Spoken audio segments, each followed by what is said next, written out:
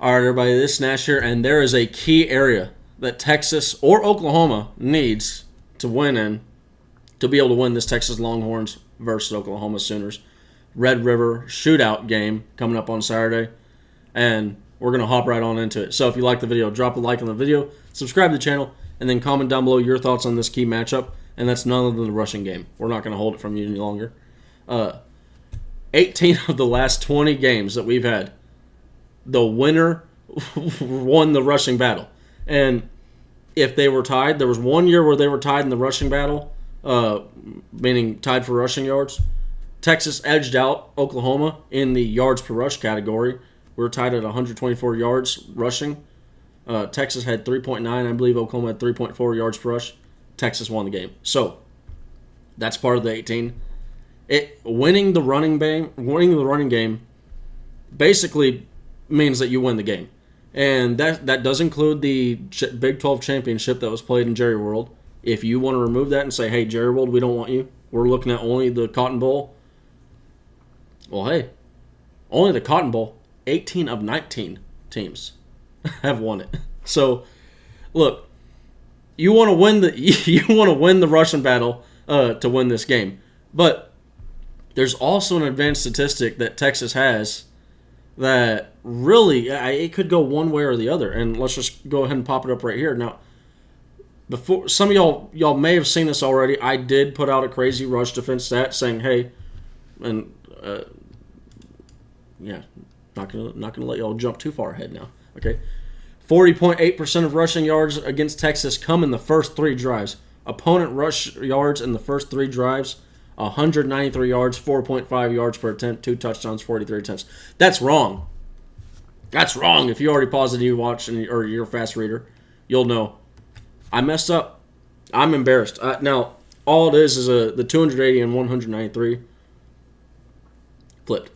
Wrong spot. But at the end of the day, that just makes this even crazier. You have 43 attempts, 280 yards. Almost 60% of the rushing yards against Texas come in the first 3 drives. That's 15 total drives. That's 60% of our rushing yards are coming on. And then the 51% of the 51 drives thereafter is all just 40% of the rushing yards for the opposing teams.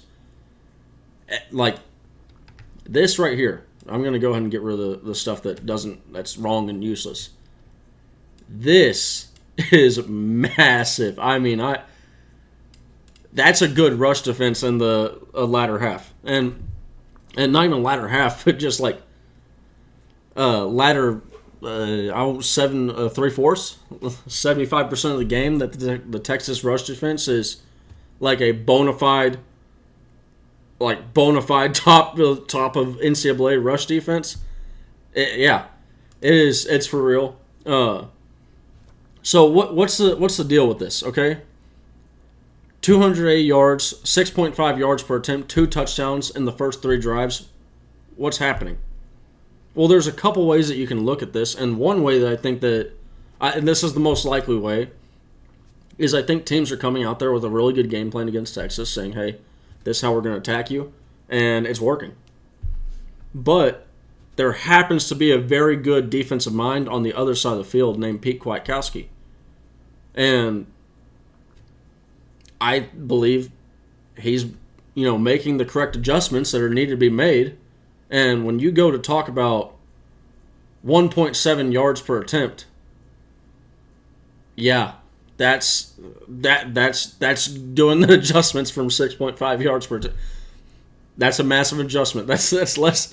You're cutting out almost 6 yards per attempt after the first 3 drives. So once we figure out what's happening, it's hard to get anything on this Texas Longhorns defensive front, the front 7. They are stymieing dudes, and no small part of that is due to T'Vondre Sweat. Now, also, he's not small either. But now on the other side, it could be, is the defense playing poor? Is the defense just coming out poor, and then they get their butts chewed out and they fix the problems? I was honestly on board with that. I was out there telling people, hey, they got to be better. They got to be better to start out, and maybe that is still the case. But I don't think so, because I think that you would have seen that fall off after 2 or 3 games. I think that you would either be consistently bad or you have some fluky games and then you're consistently good. This is a consistently good team. I mean, 111 attempts to 43 attempts. It's clear which is the larger sample size. It's clear. And this is something that I always tell people, because people, they always like say, hey, Nash, you're just some stat guy. You're the stat guy. I use stats to confirm what I see on the field. And none other than this. Only reason why I thought to even look at this and try and sort out the statistics and find out what these numbers were, I went drive by drive, play by play. I mean, I did the grind to get this information for y'all. Yeah, it's because I saw it on the field, and I'm like, you know what? Let me see if the statistics confirm what I'm seeing on the field. That's what statistics are for. They're for confirming what you see. And then if the statistics don't confirm what you see, well, now we need to look further in the film, and now we need to look further in the statistics to try and find out what the heck's going on. Well, it's pretty clear what's going on with this Texas rush defense. They are, like I said, I think the most likely answer is that they are out there. They're getting hit with stuff that they they haven't prepared for, not ready for, or just that. I mean, also this is not a mutually exclusive thing that they hadn't or they hadn't seen yet. Like they hadn't run it yet. So, but that's also another good sign of having a good rush defense is when every single team, week in and week out, they say we have to give them something they haven't seen because they're good.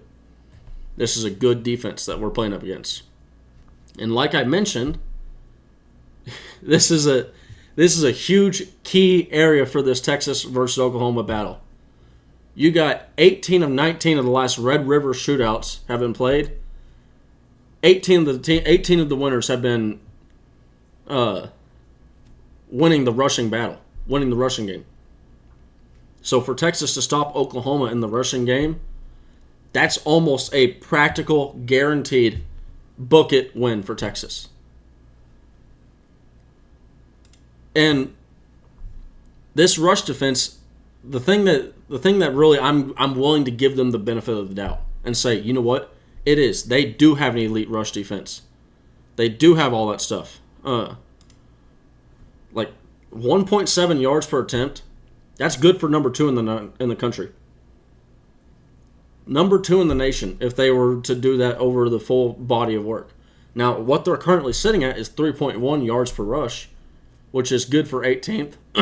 Last year, we were at 3.5, which was good for 19th. And then the year before that, 5.3, which was good for 110th. You saw a massive jump from 110th to 19th. And then now, it looks like there's a marginal improvement when you just look at the numbers for flat what they are. But when you dive deeper into them, this defense is legit. They are. This is a top 5, top 10, at the very least, top 10 rush defense in the country right now. And if you want to, here's the other thing about this too. In those first 3 drives, 109 yards are in Kansas. And what is it? 37, 18, 55 of those yards are 55 of those yards are all on one run. And then you also have another run, a 62-yard run. Harrison Whaley, who is a legit burner. Go check out RA Analytics, Recruiting Analytics. Real Analytics. They do some recruiting stuff. But they also do I've used them in the past here. They do NFL and college stuff as well. Yeah, that dude's moving. He I think 21, almost 22 miles an hour. Yeah, Harrison Whaley can book it. But at the end of the day, this is a legit, like I said, this is a legit stymie Texas rush defense, and it's going to be hard. It's going to be hard to get it on the ground. Oklahoma, they don't have a solidified back. Everything points to Texas is going to win the run game. I mean, I'm more confident in if look, we're not even going to say if we need to go to Cedric Baxter.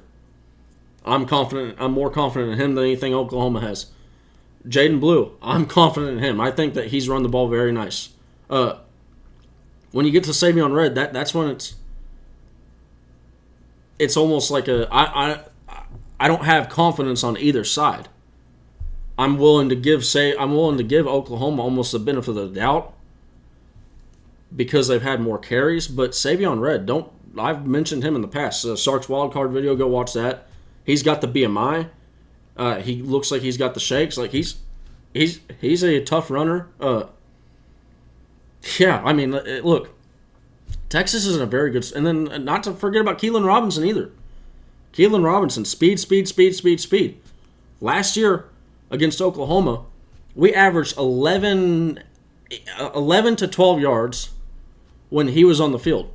Just simply by him standing on the field, we were averaging more yards than normal per play.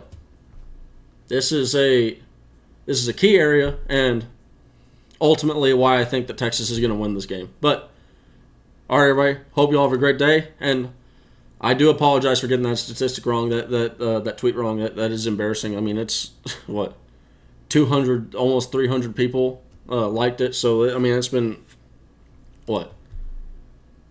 22,000 people saw it. That's a lot of people to see a mistake. But at the end of the day, I do have it corrected. Again, I apologize for that. Sleep deprived. Not too much of an excuse, but at the end of the day, it happened.